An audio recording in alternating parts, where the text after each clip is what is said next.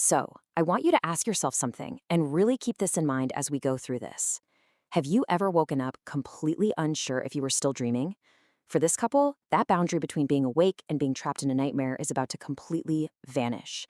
I mean, imagine not knowing if the terror is just in your head or standing right there in the room with you. To set the scene, Amita and Ilesh had just started an online business, which meant they could work remotely. So they bought this beautiful, large yellow house in a remote village in Himalaya. From the outside, absolutely stunning. Bathed in sunlight, surrounded by trees and flowers, total expectation versus reality set up here. Because the moment they opened the front door, reality hit hard. They were immediately struck by a bizarre, incredibly foul stench. Even in broad daylight, the inside of the house was just consumed by this dark, oppressive shadow. And that very first night, when Amita went to cook, she cut into some fresh vegetables only to find them completely rotten on the inside, literally crawling with black bugs.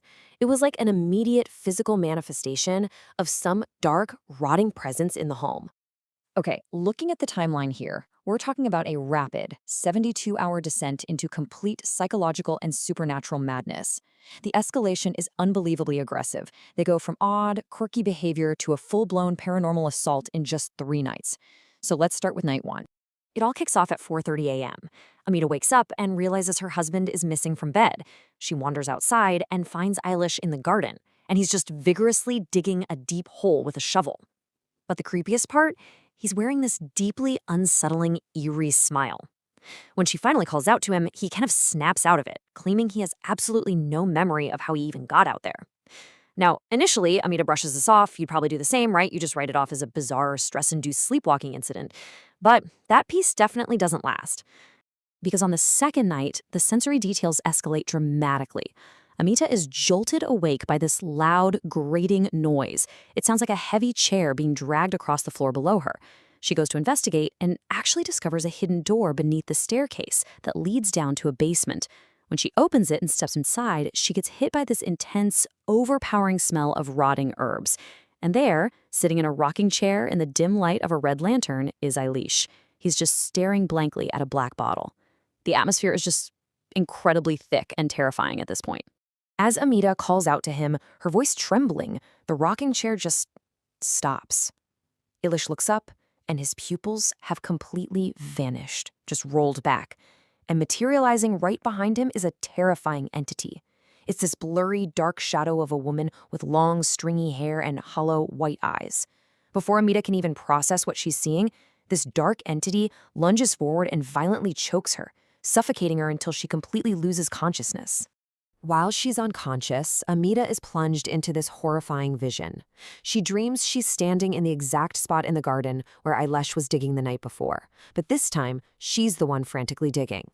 She's clawing into the dirt with her bare hands, digging so hard her nails break and her fingers actually start to bleed. And then suddenly, her eyes snap open. She's back in her bed. It's morning. So naturally, she's thinking, was it all just a terrible, stress-induced nightmare? But here is the absolute kicker. She looks down, and her hands are covered in real dirt and dried red blood. The physical evidence of her quote-unquote nightmare is sitting right there on her skin. And to make matters worse, she looks out her bedroom window and sees Ilesh outside. He is crying hysterically on the ground while filling in the very hole he dug the night before. But when she yells out to him, he instantly stops, looks up, and acts as if absolutely nothing is wrong. The lines between her nightmares and her waking reality are now just violently blurred. Okay, before Amita can even process her bleeding hands, she starts feeling physically ill. She runs back into the house, and the environment itself just turns on her. An overpowering stench of rotting meat and burning herbs fills the air. Then, all the doors and windows violently slam shut and lock themselves. Every single light bulb in the house shatters in unison, plunging her into pitch darkness. And as the walls literally begin to echo with the sounds of crying, pools of black blood start forming on the floor. She is fully trapped inside a multisensory nightmare. And things take a very lethal turn right here. A possessed Ilesh approaches Amita, and he is holding a heavy, rusty axe that's dripping with that black blood. His eyes are completely white, and floating right behind him is the rotting ghost of a man with pitch black eyes. In a terrifying, unnatural voice, Ilesh delivers this chilling threat. Ab koi nahi bachega. No one will survive. Amita stumbles backward in terror, only to bump right into the hollow-eyed woman from the basement, who immediately chokes her into unconsciousness once again. Then, boom, Amita's eyes snap open again. It's 3 a.m. She's back in her bed. She frantically checks her hands, expecting them to be bleeding, but they are perfectly clean. No dirt, no blood. She looks over, and Ilesh is sleeping peacefully right next to her. Everything is eerily, totally normal. This sequence forces Amita, and honestly us as the audience, to deeply question her sanity. Is she completely losing her mind? Desperate for some kind of proof of her own sanity, she sneaks out of bed and goes downstairs to verify if that basement door actually exists. And it does. The basement is real. It's complete with the rotting herbs and the rocking chair. But while she's down there, this massive crash echoes from the bedroom upstairs. She sprints back up to a devastating sight. Ilesh is violently levitating above the bed, thrashing around as if bound by invisible chains. He collapses, but when Amita rushes over to his side, Ilesh is gone. Lying in his place is the terrifying, hollow-eyed woman who lunges at Amita's throat one last time, completely stopping her breath. Ilesh somehow finds her and rushes her to the hospital, which presents us with a totally bizarre medical anomaly. So, Amita has slipped into a coma, right? But her medical tests are coming back completely normal. There is zero biological reason for her unresponsiveness. However, her heart rate is abnormally, dangerously high. So physically, she is asleep, but biologically, her body is in a state of absolute, sheer panic. So what exactly is going on? Well, this brings us to the core lore of our explainer. A devastated Ilesh returns to the cursed house and actually finds an old man sitting outside who reveals the dark truth. The entity haunting them is a Pishini. Now, this isn't just your run-of-the-mill ghost. It's a highly specific, demonic entity that harvests human lives. It does this by trapping its victims within the inescapable labyrinth of their own dreams, basically keeping their physical bodies buried in a comatose state while it just feeds on their terror. The old man doesn't mince words either. He delivers an urgent, totally non-negotiable warning. He tells Ilesh that the grounds of this house are quite literally a graveyard of buried victims who succumb to the Pichachini. He warns Ilesh that his absolute only chance of survival is to abandon the property without a moment's hesitation.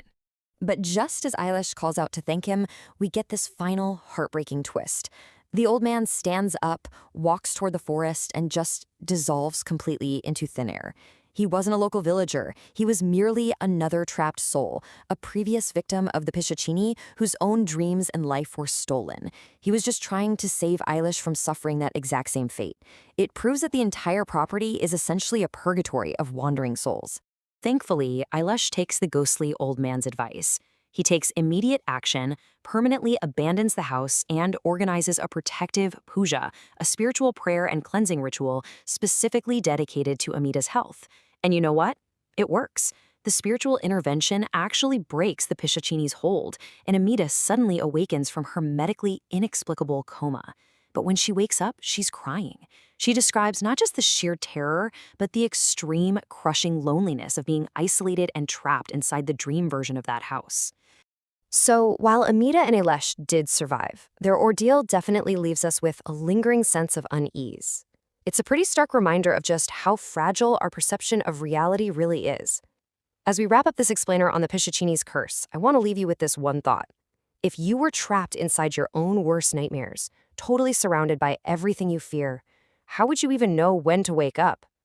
It is definitely a chilling concept to ponder the next questioning what you see in the dark.